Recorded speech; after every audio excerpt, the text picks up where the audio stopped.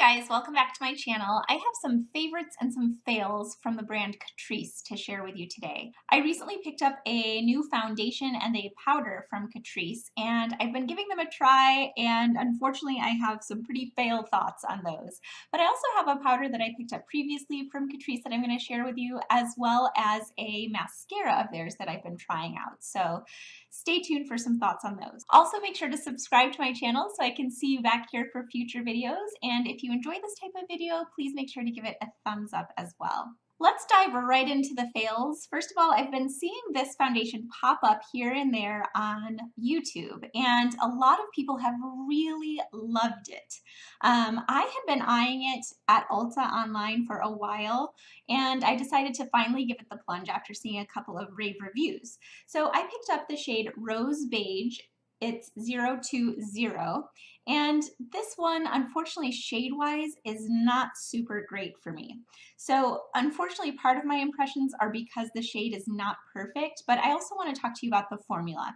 Essentially, this ended up being a complete fail for me, and the reason being that it has a super strong fragrance. It smells like baby powder, and it lists parfum or fragrance in the ingredients lists. I really hate putting something on my skin that's going to stay on my skin. So, a cream or a lotion, foundation that has a strong fragrance, because I know fragrance can be irritants to the skin. And even if you don't notice a strong reaction right away, it can cause damage to your skin over time. Now, some of you might have bulletproof skin and things like fragrance might not bother you at all, but for me, it's something I really try to avoid since my skin is sensitive. So unfortunately, because of the very strong fragrance, this is a fail for me. It's something that I can smell as I'm applying it and as I'm applying the rest of my makeup, but it does diminish after time. The second fail about this, of course, is the shade. If this didn't have such a strong fragrance, I would consider exchanging this for a lighter shade, but I want to show you what the shade 020 Rose Beige looks like on my skin. So I'm going to go ahead and give you a swatch here.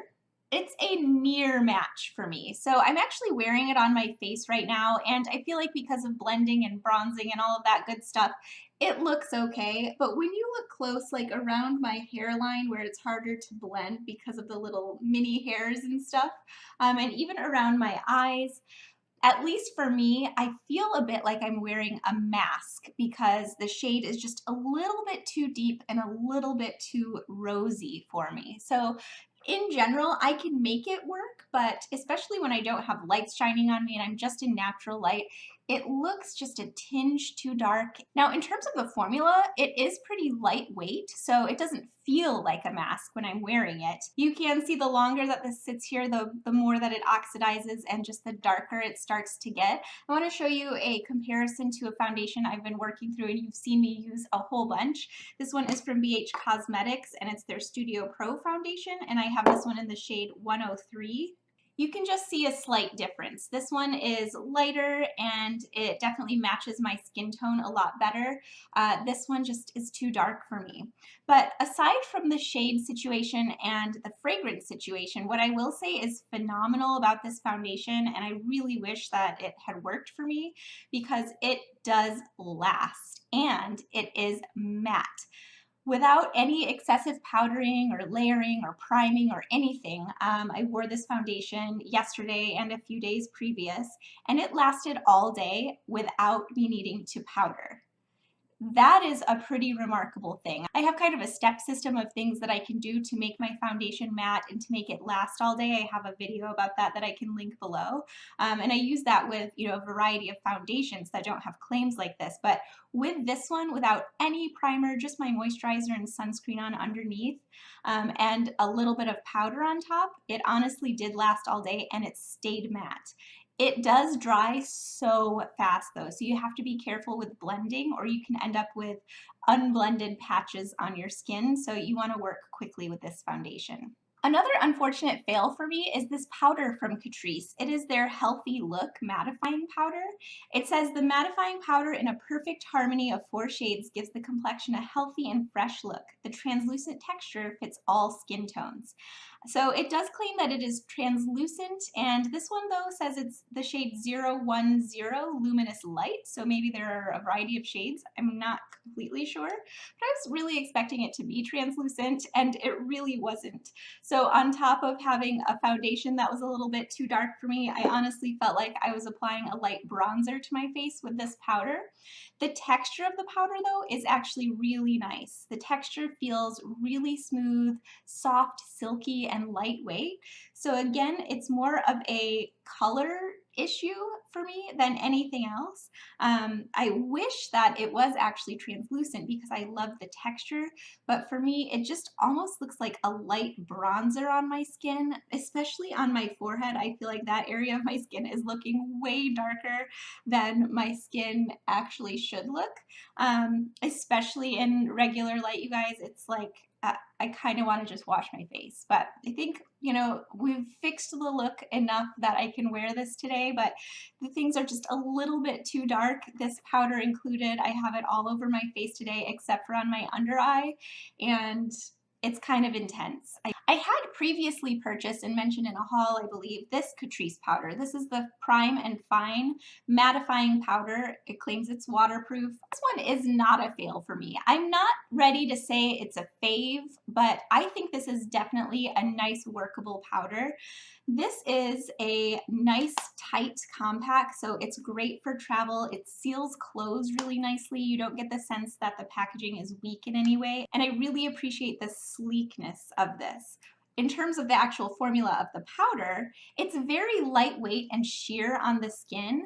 For me, it is translucent, but again, I'm very fair, so if you had medium skin tones, I'm not sure if this would show up too light on the skin, even though it is considered transparent. But what I find is that it blends out to a very sheer wash of powder, and it's perfect for setting the under eyes.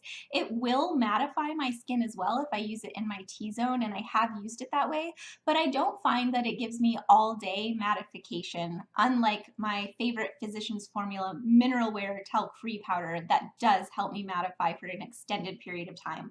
This one doesn't really do that for me, but if I want a pressed powder, for example, I don't love traveling with a loose powder. I do prefer to set my under eyes with a loose or light translucent powder, something like the RCMA translucent powder. I know people love the no color powder. I have the translucent, but this kind of works along the same vein for me. It's a little bit too stiff of a powder to do baking with, in my estimation, but just for setting the under eye, it works really nicely. So I'm happy to have this and to use it, but I'm not quite calling it a fave, but it's definitely not a fail. Last but not least, I am trying out a mascara from Catrice. This mascara is the Ultra Black Volume Mascara Lashes to Kill with Black Diamond Powder.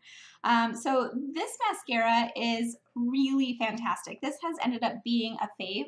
I'm wearing it on my lashes today, and I feel like the volume is top notch.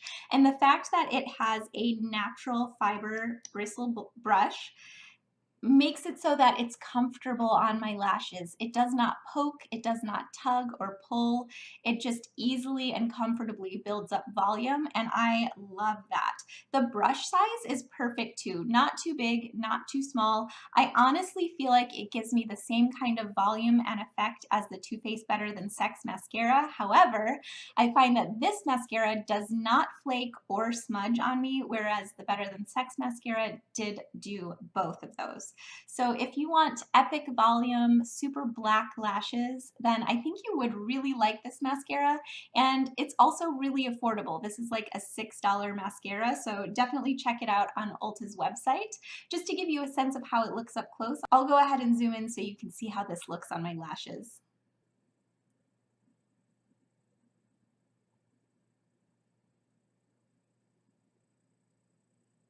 All right, you guys, I hope you found this information helpful. If you've been curious about some products from the Catrice brand, these are some of the ones that I've tried. Let me know if there are other products that you think I should try from this brand, because I definitely find that the quality of their products is really good, especially for the price point. There are just some things that didn't work out for me. So give me your recommendations down below, and I hope you're having an amazing day. I will catch you next time. Bye.